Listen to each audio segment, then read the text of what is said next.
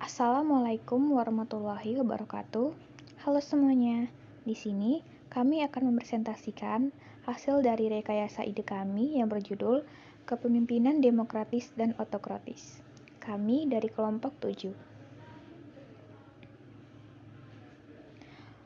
Kelompok 7 yang beranggotakan Dita Marcella Saragi, Irfan Afandi, dan Mahya Sabilillah. Baiklah, di sini kami membawakan 4 pembahasan yang utama. Yang pertama yaitu abstrak, yang kedua identifikasi permasalahan kepemimpinan, yang ketiga solusi dan pembahasan, dan yang keempat kesimpulan. Baiklah, yang pertama kita masuk ke bagian abstrak. Abstrak. Pemimpin atau leader adalah orang yang mempunyai bawahan atau orang yang mengendalikan jalannya organisasi. Pemimpin adalah subjek atau pelaku unsur-unsur yang terdapat dalam kepemimpinan. Robin and Judd dalam buku karya Wibowo menyatakan bahwa kepemimpinan adalah kemampuan memengaruhi suatu kelompok menuju pencapaian sebuah visi atau serangkaian tujuan. Gaya kepemimpinan adalah pola perilaku yang ditunjukkan oleh pemimpin dalam memengaruhi orang lain. Pola perilaku tersebut biasa dipengaruhi oleh beberapa faktor seperti nilai-nilai, asumsi, persepsi, harapan, maupun sikap yang ada dalam diri pemimpin. Menurut Tannenbaum dan Skipnit, gaya kepemimpinan merupakan suatu cara pemimpin untuk mempengaruhi bawahannya yang dinyatakan dalam bentuk pola tingkah laku atau kepribadian. Gaya kepemimpinan pada dasarnya dapat dilihat dari bermacam-macam sudut pandangan. Bila dilihat dari sudut pandang pemimpin, perilaku pemimpin membentuk suatu kontinum dari sifat otokratik maupun demokratik, dipengaruhi oleh intensitas penggunaan kekuasaan oleh pemimpin dan penggunaan kebebasan oleh pengikut. Gaya kepemimpinan menjadi suatu hal yang penting dalam menyelesaikan masalah dalam perusahaan atau organisasi.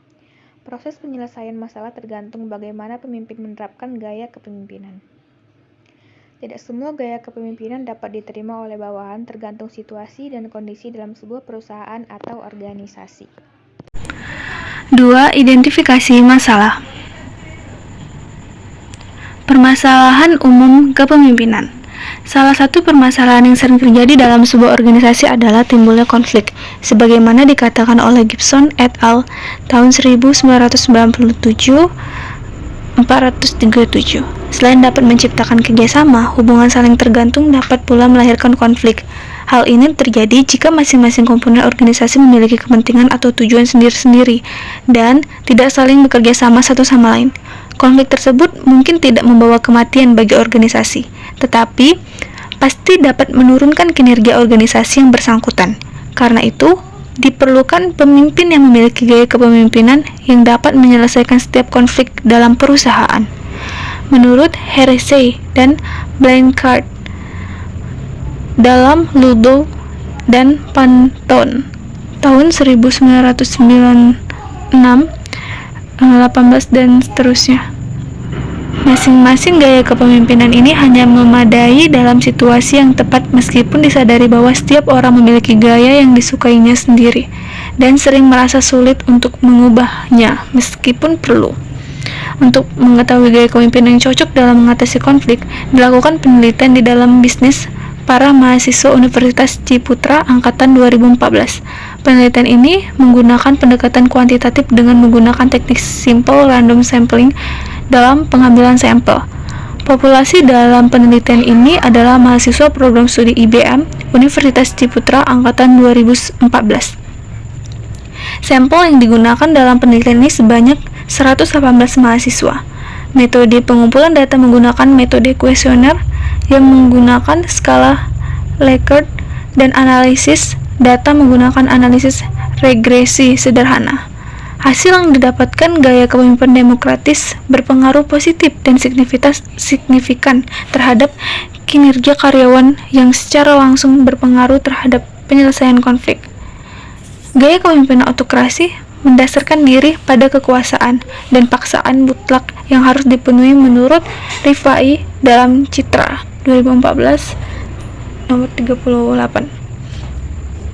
Kepemimpinan autokratis adalah gaya kepemimpinan yang menggunakan metode pendekatan kekuasaan dalam mencapai keputusan dan mengembangkan strukturnya sehingga kekuasaannya lah yang paling diuntungkan dalam organisasi.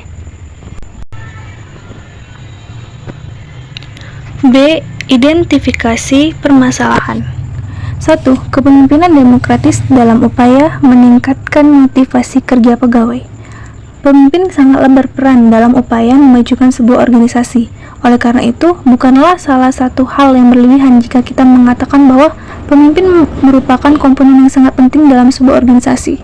Seperti pertanyaan Brown tahun 1936 bahwa seorang pemimpin tidak dapat dipisahkan dari kelompoknya. Namun, pemimpin merupakan sebagai suatu posisi dengan potensi tinggi di lapangan. Hasil dari penelitian menyatakan bahwa gaya kepemimpinan Kepala Dinas Pendidikan Kabupaten Oku Selatan sangat demokratis. Hal ini dibenarkan oleh seluruh narasumber yang diwawancarai. Berdasarkan pengamatan tersebut, sudah nampak semangat dan motivasi kerja yang tinggi pada pegawai dinas tersebut.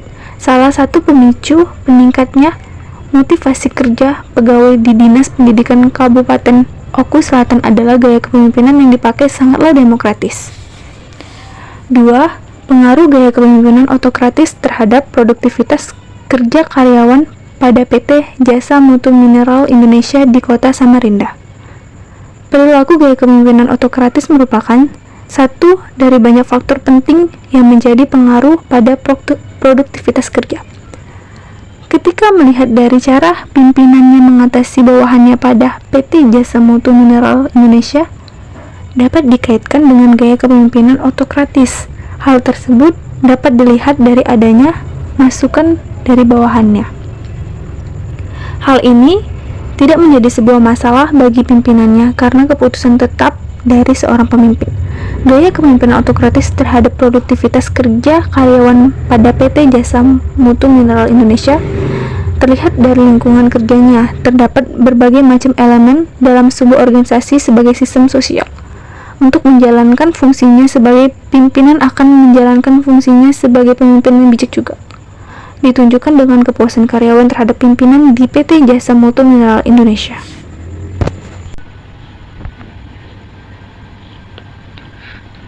3. Mempersiapkan kepemimpinan demokratis masa depan melalui program pengembangan kemampuan perspektif taking di sekolah. Kepemimpinan atau leadership berkenaan dengan penggambaran bagaimana seseorang melaksanakan tugas atau fungsinya sebagai seorang pemimpin. Seorang pakar dalam kepemimpinan, Rickett, tahun 2009 mengatakan bahwa kepemimpinan yang efektif dapat diukur melalui berbagai macam cara yang semuanya dapat dikelompokkan ke dalam 3 indikator berikut. 1. Kelompok yang dipimpin memperlihatkan kinerja yang tinggi atau perform well. Yang kedua, para pengikut mengalami kepuasan. Yang ketiga, terjadi perubahan-perubahan yang signifikan mengikuti implementasi kepemimpinannya. Dalam gaya demokratis, pemimpin memperoleh kewenangan kekuasaan dari orang yang dipimpinnya. Jadi, kekuasaan itu sebenarnya berupa mandat yang harus dilaksanakan sesuai dengan aspirasi orang yang dipimpin. Pemimpin demokratis lebih berorientasi pada orang dan bukan tugas. Pendekatan ini tentang kepemimpinan dianggap baru dan yang mengarah pada spirit kepemimpinan demokratis adalah kepemimpinan pembantu atau servant leadership. Tetapi pendekatan ini lebih merupakan filosofi daripada sebuah teori yang dapat dibuktikan. 4. Kepemimpinan autokratis dalam capaian kinerja bisnis atau studi pada industri kecil dan menengah kuliner khas Palembang. Gaya kepemimpinan autokratis juga berperan dalam mengacu kinerja optimal para bawahan yang dapat ditinjau dari aspek disiplin dan produktivitas kerja. Hal ini ditegaskan oleh penelitian Prasetyo tahun 2018 yang menyatakan bahwa dengan gaya kepemimpinan autokratis, para karyawan menjadi lebih patuh dalam menjalankan pekerjaan dan hal ini sesuai dengan harapan perusahaan. Hal ini berarti bahwa pengawasan ketat terhadap sistem dan proses kerja akan melahirkan sikap disiplin yang pada akhirnya mendorong optimalisasi produktivitas kerja dan berdampak positif bagi pencapaian tujuan organisasi. 3. Solusi dan pembahasan. Yang pertama, solusi dan pembahasan permasalahan B1. Gaya kepemimpinan demokratis dalam proses penggerakan bawahan selalu bertitik tolak dari pendapat bahwa manusia adalah makhluk termulia di dunia, selalu berusaha mensinkronisasikan kepentingan dan tujuan organisasi dengan kepentingan dan tujuan pribadi dari para bawahannya. Semua diawali dari gaya kepemimpinan demokratis yang diterapkan secara baik dan nyata dalam lingkungan kantor. Disiplin juga menjadi kunci kenyamanan dalam kantor. Penerapan disiplin sangat penting untuk dapat dijadikan awal yang baik agar motivasi kerja juga terbangun. Gaya kepemimpinan juga akan dianggap berhasil apabila disiplin dan motivasi kerja dapat diterima bawahan atau karyawan dengan baik. B. Solusi dan pembahasan permasalahan B2. Gaya otokratis dikenal sangat keras dalam mengarahkan bawahan untuk menjalankan pekerjaan. Prinsip ini pada akhirnya membuat pemimpin otoriter meyakini bahwa setiap pemikiran yang dihasilkannya adalah yang paling tepat, sehingga menjadi sesuatu yang mutlak untuk diterapkan agar tujuan organisasi tercapai. Pemimpin otokratik memberi perintah dan menggunakan hukuman sebagai cara untuk menciptakan ketaatan penuh dari bawahan. Kepemimpinan otoriter juga sangat membatasi diri terhadap keterlibatan para bawahan dalam perumusan ide maupun kebijakan terkait pekerjaan. Pemimpin menganggap organisasi sebagai milik pribadi, menganggap bawahan sebagai alat semata-mata, tidak mau menerima kritik, saran, dan pendapat. Selanjutnya, solusi dan pembahasan permasalahan B3. Pemimpin sekolah memegang peran vital dalam memobilisasi dan menyelaraskan semua SDM pendidikan yang ada di sekolah. Kepemimpinan kepala sekolah merupakan suatu keadaan yang akan melahirkan tujuan dan arah yang berencana dan bertahap. Bahwa KMP faktor krusial yang mempengaruhi keefektifan kepemimpinan. KMP memungkinkan pemimpin dapat lebih efektif dalam berbagi atau berinteraksi dengan orang yang dipimpinnya. Bahkan teori bisnis juga menyatakan bahwa KMP merupakan satu keterampilan penting yang harus dimiliki oleh setiap pemimpin yang ingin berhasil. KMP terbukti memberikan dampak positif pada perilaku sosial umum, juga pada peningkatan perilaku organisasi dan kepemimpinan. Gaya kepemimpinan demokratis di sini memiliki karakteristik tersendiri dalam setiap penerapan di dalam lingkungan perspektif sekolah. Dan yang terakhir, solusi dan pembahasan permasalahan B4. Gaya otokratis dikenal sangat keras dalam mengarahkan bawahan untuk menjalankan pekerjaan. Prinsip ini pada akhirnya membuat pemimpin otoriter meyakini bahwa setiap pemikiran yang dihasilkannya adalah yang paling tepat, sehingga menjadi sesuatu yang mutlak untuk diterapkan agar tujuan organisasi tercapai. Gaya kepemimpinan otokratis harus dihilangkan karena sudah jelas bahwa pengaruhnya negatif dalam kinerja karyawan atau bawahan. Pemimpin yang baik adalah memiliki watak dan kepribadian yang terpuji, hasrat melayani bawahan, sadar dan paham kondisi lingkungan, inteligensi yang tinggi, berorientasi ke masa depan, dan sikap terbuka. Baiklah, sekarang kita masuk ke bagian kesimpulan.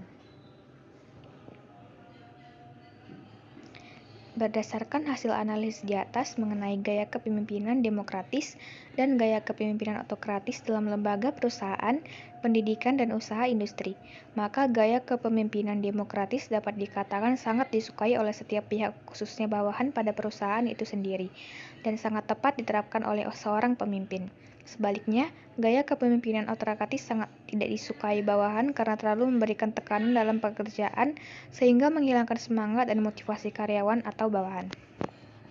Hal ini dibuktikan dari pendapat para ahli, penelitian, serta riset yang telah dilakukan, membuktikan bahwa gaya kepemimpinan demokratis dan gaya kepemimpinan otokratis memiliki perbedaan yang sangat signifikan, baik dari segi sifat, ciri-ciri, dan penerimaan dari bawahan. Keduanya tidak bisa disandingkan dalam diri seorang pemimpin, tapi tidak selamanya gaya kepemimpinan otokratis negatif, karena gaya kepemimpinan otokratis dapat diterapkan apabila kinerja bawahan tidak baik dan sering melakukan kesalahan dalam pekerjaannya. Namun, dengan adanya gaya kepemimpinan demokratis dapat membuat kinerja dan tujuan sebuah perusahaan dapat tercapai.